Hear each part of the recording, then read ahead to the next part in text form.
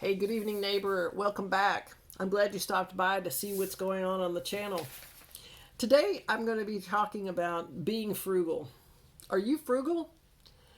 I would just like to go through a few things where you can be frugal and it's very easy. As you see in the picture, it's a silver padded envelope, like a bubble envelope. Now, these come from different stores when they deliver to people's houses. They deliver cold items. They put little cold packs in there and then they seal them and they deliver them to the house and put them on the front porch. And then you get a notification and you go out and you get your groceries if that's something that you do. A friend of mine gave me this and they just throw them away because they can't be recycled. So they end up in the landfill probably. Now, what I have done is I took one of these and I cut it apart.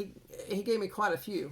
I cut it apart and made a cover for my outside faucets on my different areas. Now, I wrap old dishcloths around the faucet and then I put this over it. Of course, I cut it to fit and then I wrapped it with Gorilla Tape. And it's insulated for the winter. I don't have to worry about it. It was free, it was frugal, and it didn't end up in the landfill.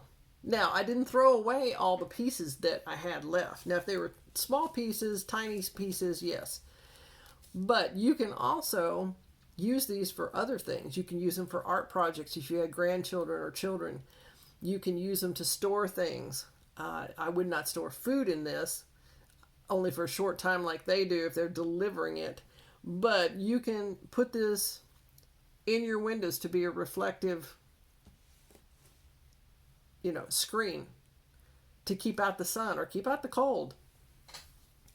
You'll see these made for windows in cars. Now, I do not suggest to put this one in a car window, but let's say you're transporting something from your home to a relative's house for the holidays or a celebration. You can put this in there. It'll keep it either warm or cold and for a short period of time, and you can wipe it out, wash it, and reuse it. So these will literally last a very, very long time. You can cut these apart and make different shapes. You can put a string through it. You can decorate your Christmas tree with a garland. You can do so many different things with this one bag that's going to be thrown in the landfill. Save it from the landfill and think about different ideas that you can use this with. Now, another thing that I have is I received as a gift a blanket. Now, this is a grosgrain ribbon. It has Velcro on it, and it just kept the blanket rolled up. Now, what I do with these, a lot of people just take them and throw them away, and that's it. But I thought, oh no, wait a minute. I have gardens, a lot of gardens.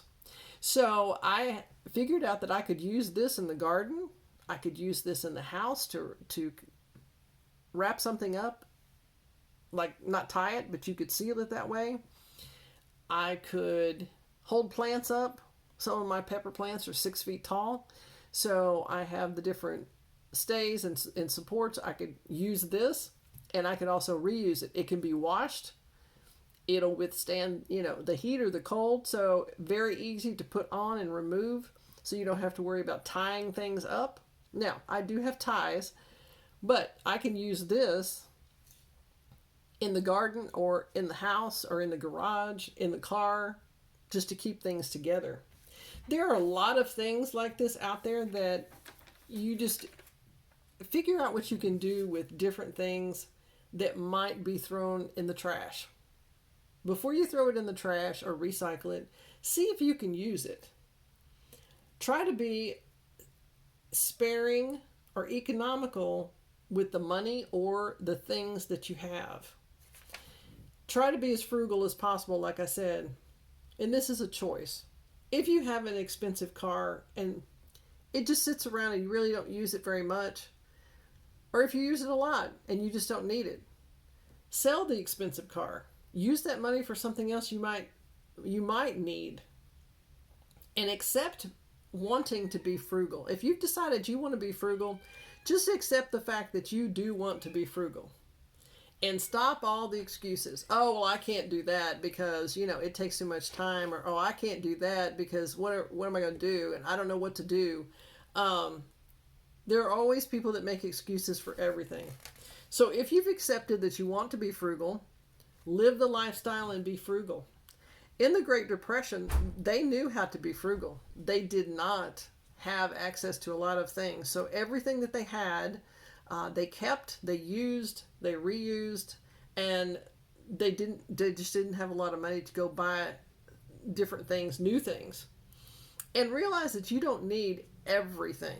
You don't need everything in the stores. Now, again, needs. You may want everything in the stores, but you don't need everything in the stores. And what I've said is be happy with what you have. Be content. If you have a tractor that runs and it's a reliable tractor and it does the job, be happy that you have a reliable tractor and it runs and you know how to fix it. You don't have issues with it, and it can further your gardens. You can use it in your gardens and on your homestead. And don't confuse a want with a need. Well, I want a new tractor. Well, okay, but do you need it? Could you use that money for something else? Or could you just save the money for an emergency that might come up? And if you spend less money, you need less money. So if you don't have a lot of expenses, you don't need a lot of money because you're basically working toward being self-sufficient. Now, everyone needs some type of income or a barter system. Even back in different days, the pioneer days, they had a general store. And they paid with little amount of money, but they also bartered. Like, okay, I'm going to bring in eggs and I get some sugar. And like I said, stop making excuses why you can't be frugal.